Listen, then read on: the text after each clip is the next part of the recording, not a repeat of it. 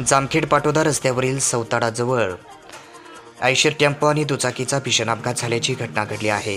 यामध्ये एक जण गंभीररीत्या जखमी झाला असून सदर घटना आज बुधवार दिनांक 24 एप्रिल रोजी सकाळी 10 वाजता घडली आहे. तात्काळ जखमीला उपचारासाठी रुग्णालयात दाखल करण्यात आले आहे. आज सकाळी 10 वाजता आयशर टेम्पो आणि दुचाकी स्वार यांच्यामध्ये समोरासमोर भीषण अपघात झाला. यावेळी दुचाकीवरील रुपेश फक्कड नायकनवरे माळीगल्ली पाटोदा जिल्हा बीड हे गंभीररीत्या जखमी झाले आहेत. जखमीला शकील पठाण, अशोक भिल्लारे, प्रकाश मुरुमकर व इतर नागरिकांनी तात्काळ मदत केली आणि ताबडतोब त्याला उपचारासाठी रुग्णालयात दाखल करण्यात आले. आज सकाळी 10च्या सुमारास हा प्रकार घडला.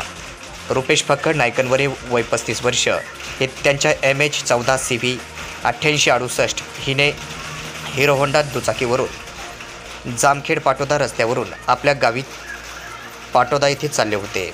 त्या दरम्यान आयशर टेम्पो MH23 AU 4179 क्रमांकाचा होता.